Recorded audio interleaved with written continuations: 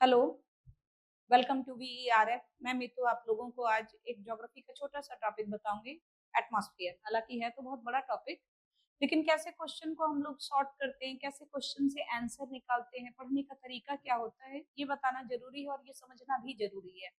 देखिए, सबसे पहला क्वेश्चन आ गया एटमॉस्फेयर। हम यहाँ क्वेश्चन को तोड़ते हैं। पहला क्वेश्चन क्या बना, एटमॉस्फेयर कितने किलोमीटर की हाइट तक पाई जाती है। तो क्वेश्चन का आंसर बना एटमॉस्फेयर 10,000 किलोमीटर की हाइट तक पाई जाती है।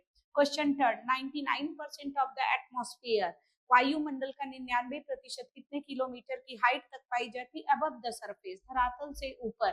तो 32 किलोमीटर। आंसर तुरंत चेंज हो गया।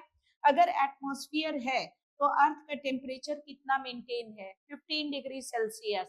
अगर एटमॉस्फेयर हट जाए बीच से तो अर्थ का टेम्परेचर कितना चला जाएगा, तो अर्थ का टेम्परेचर -19 डिग्री सेल्सियस चला जाएगा और स्काई का कलर ब्लैक हो जाएगा, आकाश का रंग काला हो जाएगा।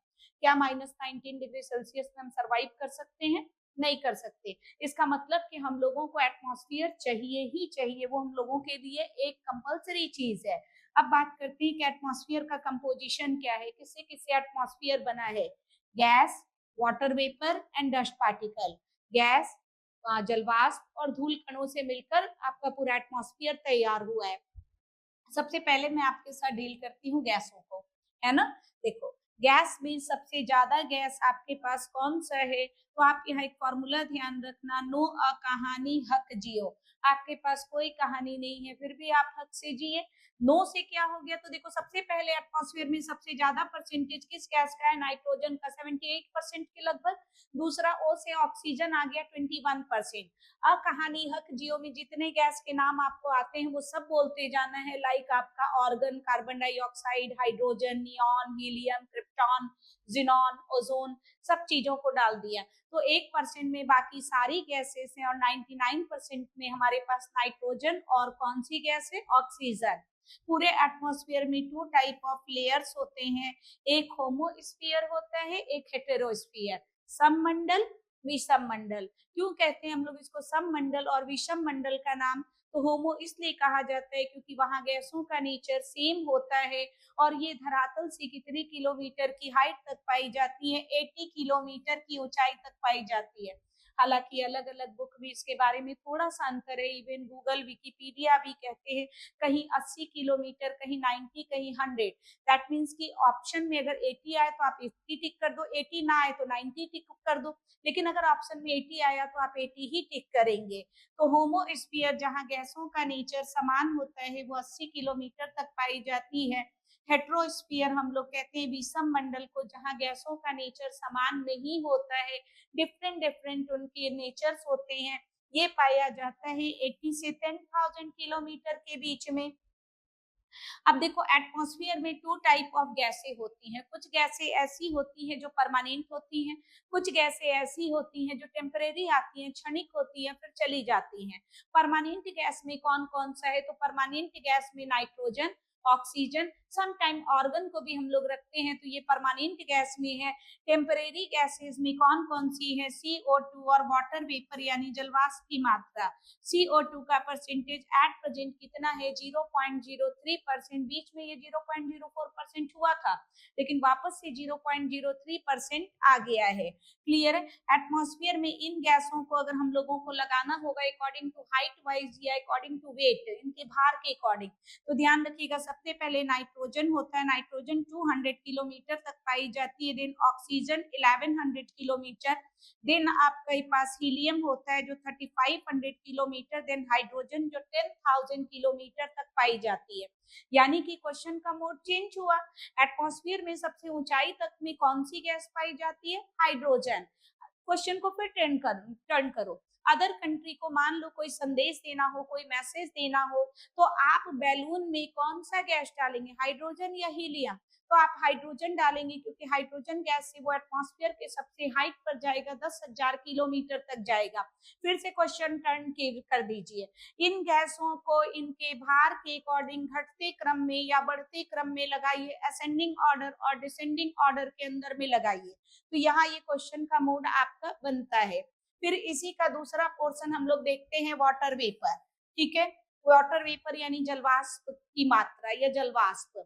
अब देखो पूरे एटमॉस्फेयर में वाटर वेपर का परसेंटेज कितना होता है, 0.2% से लेकर 4%। यूजीसी में बहुत बार रिपीटेड क्वेश्चन है ये आपका, ठीक है, कि एटमॉस्फेयर में वाटर वेपर का परसेंटेज अप्रॉक्स कितना है, तो 4% आप देंगे। लेकिन डिजर्ट में एंड पोल्स में, मरुस्थलों में और ध्रुवों में कितना परसेंटेज है वाटर वेपर का, मात्र 1%। अब देखो पूरे अर्थ को यहाँ पे समझो, पूरे अर्थ को दो इक्वल पार्ट के अंदर में इक्वेटर ने डिवाइड किया। इक्वेटर से हम नॉर्थ पोल और साउथ पोल की ओर आते हैं, उत्तरी ध्रुव दक्षिणी ध्रुव की ओर। क्वेश्चन को आप टर्न कीजिए, जैसे जैसे भूमध्य रेखा या इक्वेटर से आप चलते हो north pole and south pole की ओर, तो percentage of water vapour increase होगा कि डिक्रीज होगा, तो percentage of water vapour decrease होगा। किस कारण से डिक्रीज होगा, क्योंकि सन स्लांटी हो जाती है, सन तिरछा हो जाता है। कितने डिग्री पर सन तिरछा हो जाएगा, 23.5 डिग्री उत्तर से 23.5 डिग्री दक्षिण, Tropic of Cancer to Tropic of Capricorn, यानी ट्रॉपिकल जोन के बाद सन स्लांटी होता जाता है, सन तिरछा होता जाता है।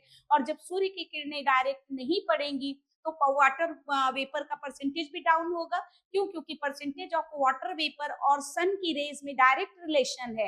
एग्जाम्पल, गर्मियों के समय में आप कपड़े डालो, कुछ भी डालो, देखो बहुत तेजी से सूख जाते हैं, जबकि सर्दियों के समय में वही कपड़े नहीं सूखते। क्यों, क्योंकि सन का जो कैपेसिटी है, सन जितना उसको ग्रास्प कर रहा है, वही एटमॉस्फेयर की ह्यूमिडिटी, वही एटमॉस्फेयर की आर्द्रता, वही उसकी जलवाष्प बन रही है। तो दोनों के अंदर में डायरेक्ट रिलेशन है सूर्य की किरणों में और वाटर वेपर में। जब सूर्य की किरणें डायरेक्ट नहीं, तो वाटर वेपर भी हमारे पास ज्यादा नहीं होगा। तो यहाँ आप देखेंगे कि जैसे जैसे इक्वेटर से आप नॉर्थ या साउथ पोल की ओर जाएंगे, वाटर वेपर का परसेंटेज डिक्रीज होगा, और जैसे जैसे आप पोल से इक्वेटर की ओर आएंगे, percentage of water vapour always increase होता हुआ जाएगा। ठीक है, उस पर भी ये वाटर वेपर का डिफ्रेंसिएशन कहाँ मिलेगा, तो देखो ये हो गया आपका नॉर्थ हेमिस्फीयर, ये हो गया साउथ हेमिस्फीयर, ये आपका उत्तरी गोलार्ध हो गया, ये दक्षिणी गोलार्ध हो गया। उत्तरी गोलार्ध में ज्यादातर आपको क्या मिलता है, स्थल यानी कॉन्टिनेंट। दक्षिणी गोलार्ध में आपको ज्यादातर सी और ओशियन, समुद्र मिलता है। अब क्वेश्चन फिर टर्न होगा ना, यहाँ पे यूजीसी भी बहुत बार क्वेश्चन पूछ चुका है, तो अब यहाँ क्वेश्चन टर्न होगा कि ये जो वाटर वेपर है, जलवाष्प की मात्रा में जो आपको अंतर दिख रहा है, ये अंतर ज्यादा कहाँ दिखेगा, उत्तरी गोलार्ध में या दक्षिणी गोलार्ध में, तो ये ज्यादा डिफ्रेंसिएशन दिखेगा हमें उत्तरी गोलार्ध में, नॉर्थ हेमिस्फीयर में। कारण क्या है, क्योंकि नॉर्थ हेमिस्फीयर में कॉन्टिनेंट है, ज्यादातर लैंड है, और कॉन्टिनेंट की खासियत क्या होती है, जल्दी गर्म होना और जल्दी ठंडा होना। दिन के समय में टेम्परेचर हाई, तो रात के समय में टेम्परेचर डाउन होना शुरू हो जाता है। तो जब टेम्परेचर में वेरिएशन है, तो वाटर वेपर में वेरिएशन होना ही होना है, स्वाभाविक है वो, क्लियर है। जबकि साउथ के अंदर में ज्यादातर तो ओशियन है, और ओशियन की खासियत क्या होती है, धीरे धीरे गर्म होना, धीरे धीरे ठंडा होना, समझ गए। उस पर भी ओशियन के टेम्परेचर में जो डिफरेंसेस पाई जाती है, वो दिन और रात के टेम्परेचर के डिफरेंसेस मात्र 1 डिग्री सेल्सियस होता है। 1 डिग्री सेल्सियस में आप क्या फर्क कर लोगे, क्या कम और क्या ज्यादा हो गया। उस पर भी ओशियन के 3 लेयर्स होते हैं, फर्स्ट, सेकेंड एंड थर्ड। ये जो फर्स्ट लेयर ऑफ ओशियन होते हैं, वो कॉन्टेक्ट रखते हैं किसके साथ, सन के साथ, सूर्य के साथ। तो सूर्य की वजह से इसका पहला लेयर ही या तो गर्म होगा या ठंडा होगा। सेकेंड और थर्ड लेयर तक तो सन की रेस ही नहीं जाती है, समझ गए। तो यहाँ पर जो वाटर वेपर का डिफ्रेंसिएशन होगा ज्यादा, वो नॉर्थ हेमिस्फीयर में होगा, साउथ में कम होगा। कारण इसका समुद्र है, समुद्र की खासियत क्या, धीरे धीरे गर्म होना और धीरे धीरे ठंडा होना। उस पर भी डे और नाइट टेम्परेचर का डिफरेंस मात्र 1 डिग्री सेल्सियस। तो क्वेश्चन को आपको पलटना है, क्वेश्चन को आपको टर्न करते हुए चीजों को समझना है। वही चीजें दे रखती है जो हर जगह से देखते हैं। आप देखो ये ग्राफ उठा रखा है, अब ये ग्राफ तो हर जगह मिलेगा, लेकिन अब इस ग्राफ को हम लोगों को डील करना है।